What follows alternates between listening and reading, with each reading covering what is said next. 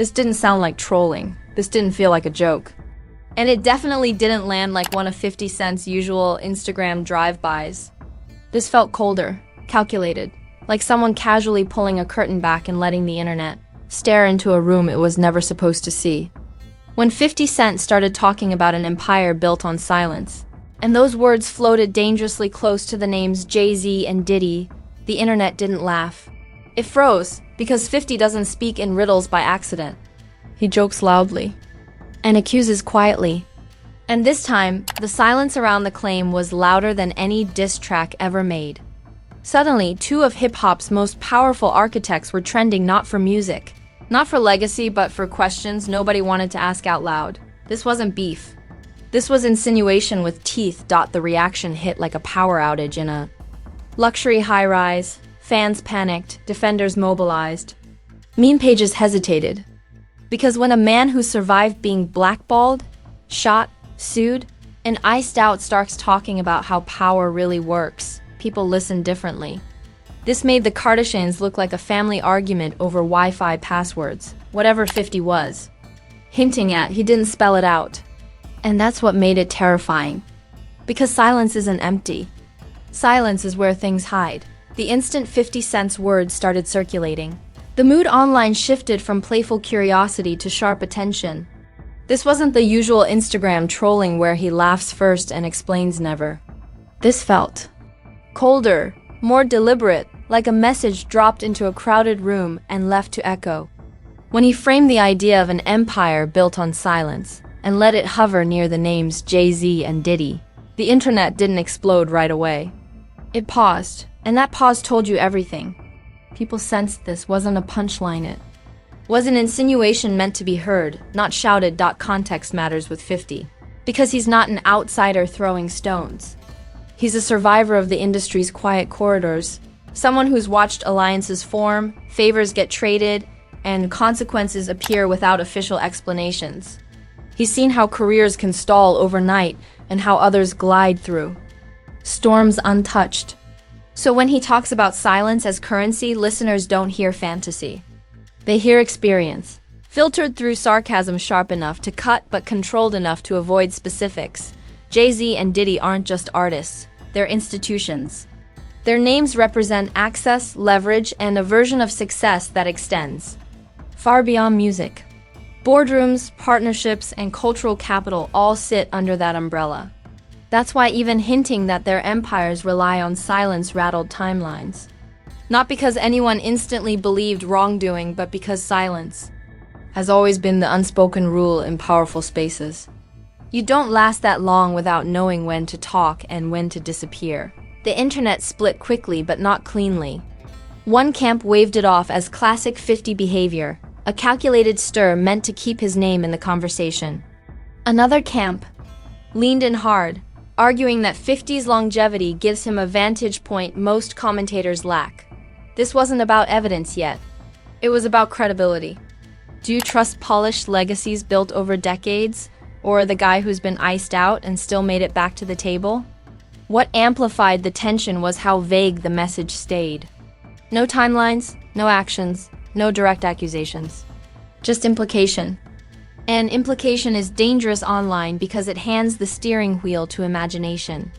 Once permission is granted, people fill in blanks with their own fears and suspicions. Old stories resurfaced, artists hinting at being pressed, deals going quiet, radio support evaporating without explanation. None of that proves anything. But together, it sketches a familiar outline of an ecosystem where compliance keeps doors open. Defenders of Jay-Z pointed to decades of visible work business acumen, philanthropy, influence earned through persistence. Supporters of Diddy emphasized his public persona as a visionary builder. Those defenses aren't baseless. Legacy deserves context. But legacy also magnifies scrutiny. The higher the tower, the more people wonder what keeps it standing during storms. 50's history with both men added a layer of intrigue. His past jabs at Diddy have often been played for laughs, but repetition changes tone. With Jay-Z, the tension has always been quieter, no screaming matches, just measured distance and occasional pointed remarks. That restraint made this moment feel intentional rather than impulsive. It didn't sound like beef. It sounded like commentary on how power behaves when it doesn't need to announce itself. Timing did the rest. Hip-hop culture is already hypersensitive to conversations about power, gatekeeping, and who gets protected. In that climate, even a suggestion weighs more. 50 didn't accuse anyone of crimes. He accused the system of valuing quiet compliance. That distinction matters, but it didn't slow the spread. If anything, it legitimized debate because it framed the issue as structural rather than personal. Media outlets moved carefully. Headlines leaned into bombshell energy while avoiding specifics. Analysts discussed industry dynamics instead of allegations. That caution didn't dampen interest, it validated it. When mainstream platforms treat a statement seriously, audiences assume there's substance beneath the surface. Even if it remains unspoken, fans began arguing about structure rather than guilt. How much power should any one figure hold? Who decides whose voices get amplified and whose get muted? Is silence always complicity or sometimes survival? Those questions pulled the moment out of celebrity gossip and into cultural critique. Once that happens, jokes stop working. People want frameworks, not punchlines. Meanwhile, the lack of immediate response from Jay-Z or Diddy intensified curiosity. Silence can be strategy, confidence, or simple refusal to engage. Online, it becomes a Rorschach test. Supporters saw dignity and restraint. Skeptics saw confirmation that powerful people don't need to respond. Either way, the quiet kept the conversation alive, because unanswered questions trend longer than denials. What made this chapter especially sticky was how it reframed 50 Cent himself. He wasn't positioning as a whistleblower or a comedian. He sounded like a narrator pointing at the scaffolding behind the stage. By not naming actions, he avoided turning the moment into a lawsuit magnet. By naming silence, he turned it into a mirror. Everyone could see something different in it and argue about what they saw.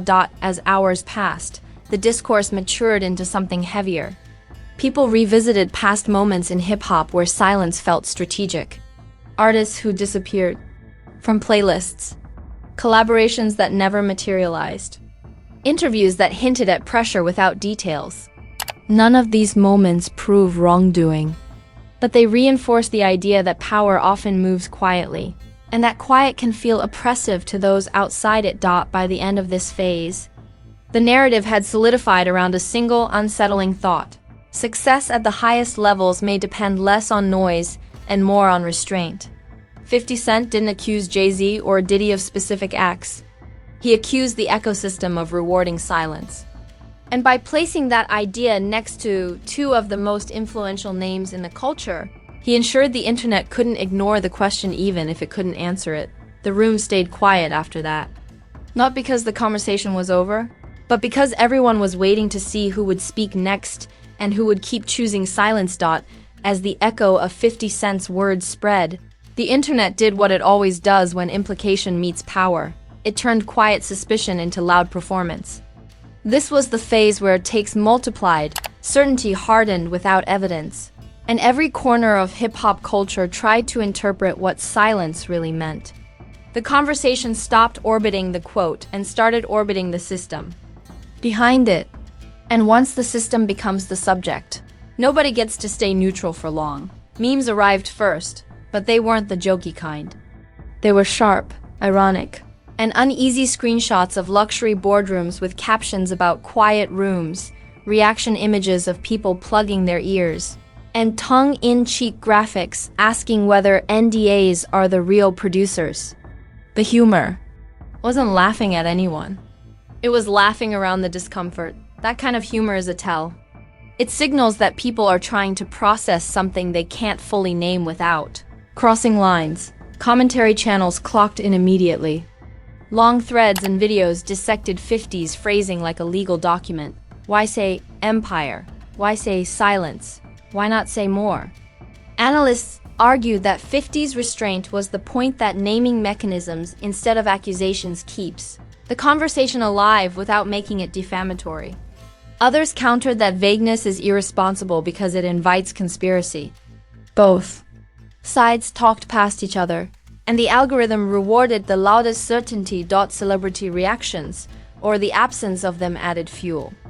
A few industry voices posted vague messages about respect, legacy, and not feeding narratives, which only sharpened suspicion. Silence from the names involved became a Rorschach test.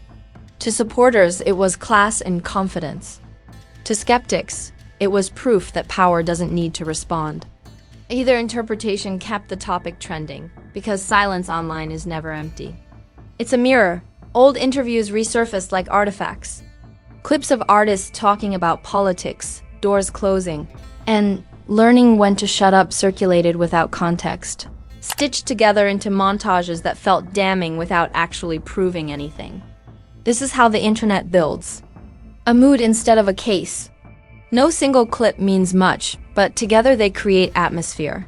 Atmosphere. An atmosphere once established shapes belief. Jay-Z's defenders pushed back hard, reframing the conversation around merit, innovation, and decades of public success. They pointed to tangible achievements, visible philanthropy, and a career built in the open. Diddy's supporters emphasized entrepreneurship and mentorship, arguing that power earned in public shouldn't be recast as power exercised in secret. Those defenses were logical and necessary, but they didn't end the debate, they shifted it. The question wasn't, did they do something? It became, how does power stay power? 50's past conflicts became fodder too. Critics accused him of pattern-making, stirring controversy to stay relevant. Supporters countered that his longevity without institutional protection proves he understands the cost of speaking. That tug-of-war reframed 50 as either a provocateur or a commentator with scars. Again, no facts changed. The framing did. Framing decides how people feel when facts finally arrive, or Don single quotes taught pop culture analogies exploded because people needed language. Comparisons to Hollywood open secrets, corporate hush cultures, and old-school mob myths flooded timelines. Someone joked that this made prestige TV look boring. Another quipped that silence is the most expensive subscription. Jokes aside, the comparisons did real work. They normalized the idea that silence can be structural, not accidental. Once that idea settles, it's hard to shake. Media coverage leaned into reaction over revelation. Articles focused on internet debates, industry response, and fans divided.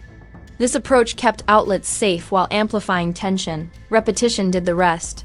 The phrase "empire built on silence" became a headline staple, detached from its original ambiguity and repurposed as shorthand. Shorthand is dangerous. It compresses nuance into something sticky and shareable. Days passed, the debate widened beyond hip-hop.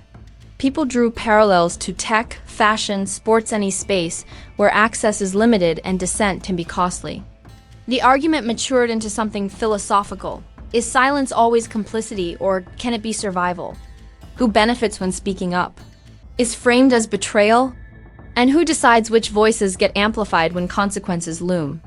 Behind the scenes, the industry did what it always does under scrutiny. It recalculated risk. Collaborations were weighed. Appearances were scheduled carefully. Statements were drafted and never posted. None of this was visible, but fans sensed it. When the air gets careful, people notice. And care reads as confirmation to those already suspicious. The conversation also exposed a fatigue with polished narratives. Many fans admitted they don't expect perfection from power. They expect transparency. Yet transparency is the one thing systems resist when consequences are unclear. That tension between wanting the truth and fearing the fallout kept the story alive even as the news cycle tried to move on. By the end of this phase, the internet had done what it does best, turned an insinuation into a referendum. Not on guilt, but on governance. Not on individuals, but on how influence flows. 50 Cent didn't need to add another word. The ecosystem he pointed at was now under a microscope, and every quiet moment only sharpened the lens. The cliffhanger wasn't about a response anymore. It was about what silence would mean next, whether it would fade as confidence or calcify as suspicion. In a culture addicted to noise, quiet becomes the loudest sound of all. As the noise finally dipped from frenzy to focus, The consequences began to reveal themselves in quieter, more permanent ways. This is the stage most scandals reach, when the adrenaline wears off and the internet starts filing things away into memory. Not resolved, not disproven, just noted. And in a culture that never forgets screenshots or phrasing, being noted can be just as powerful as being proven. The most immediate shift was perceptual. Jay-Z and Diddy didn't suddenly lose their empires, but the conversation around them subtly changed tone. Where their names once triggered automatic reverence, they now came with an asterisk for some listeners. Not because of evidence, but because of association with a question that refuses to die quietly. Power doesn't collapse from one comment, but it does feel heavier when people start asking how it's maintained. And 50's framing ensured that question would linger. For Jay-Z, the impact played out in whispers rather than headlines.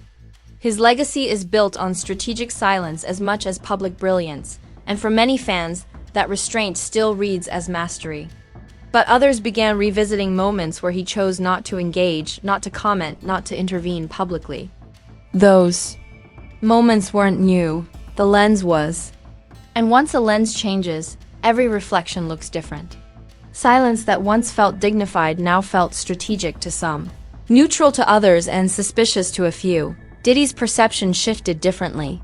His brand has always embraced spectacle, visibility, and control of narrative. In that context, silence lands oddly. Fans accustomed to loud responses and charismatic presence found the quiet jarring.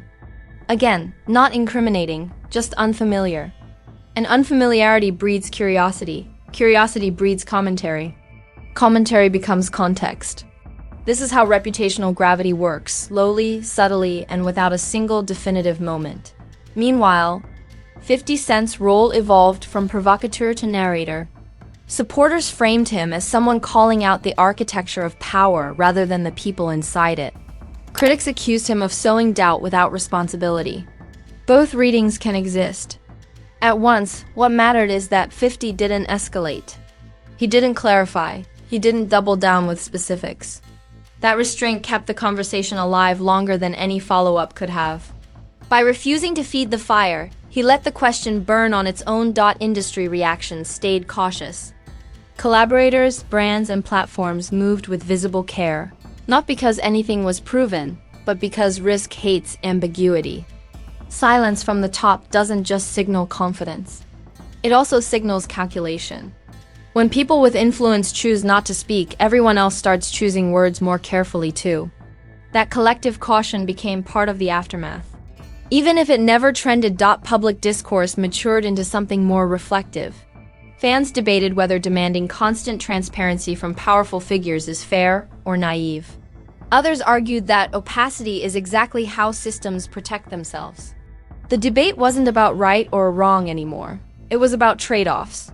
What do we lose when silence is rewarded? What do we risk when speaking carries consequences? Those questions don't have viral answers, which is why they linger. The media cycle, predictably, tried to move on. New stories arrived. New controversies competed for attention. But this one didn't vanish, it embedded. The phrase "empire built on silence" became shorthand, resurfacing whenever conversations about gatekeeping, access, or industry politics popped up. Shorthand is powerful because it travels light. It doesn't need context to feel meaningful. And that's how ideas outlive headlines. For fans, the aftermath produced a kind of cautious awareness. Not cynicism, but skepticism. People became more attentive to who speaks, who doesn't, and when interviews were rewatched, statements were parsed, absences were noticed. None of this required proof. It required pattern recognition.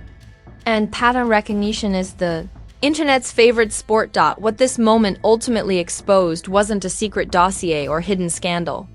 It exposed discomfort with how power operates when it doesn't need to explain itself. 50 Cent didn't accuse Jay or Diddy of crimes. He accused the ecosystem of valuing quiet compliance. By invoking two names that symbolize ultimate success, he forced a cultural pause. Not to condemn, but to consider. As time passed, the question shifted from "what did he mean?" to "why did this resonate?" That's the real aftermath. When a comment sticks, It's because it connects to something people already suspect, but rarely articulate. Silence, in powerful spaces, often feels safer than truth. Naming that dynamic even obliquely can feel threatening to those who benefit from it, and validating to those who don't. This chapter ends without a verdict, and that's intentional. There are no receipts to analyze, no confessions to replay. Just a mirror held up to an industry that prefers controlled narratives.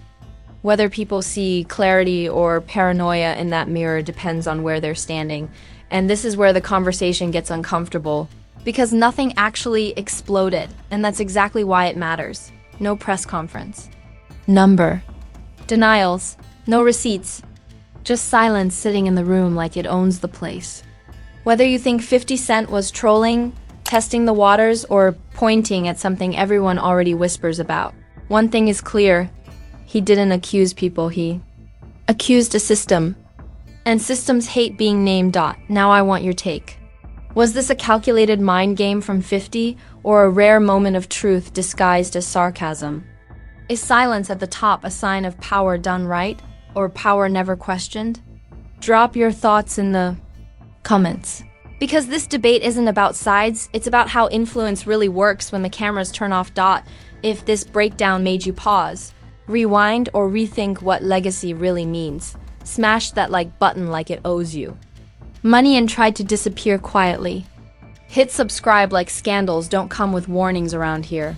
Because this channel doesn't chase noise, we break down what the noise is hiding. This is Fame Blueprint, where power gets dissected, silence gets decoded, and legacy isn't. Treated like a shield. Stay sharp, stay curious, and remember, sometimes the loudest thing in the room is what nobody is saying.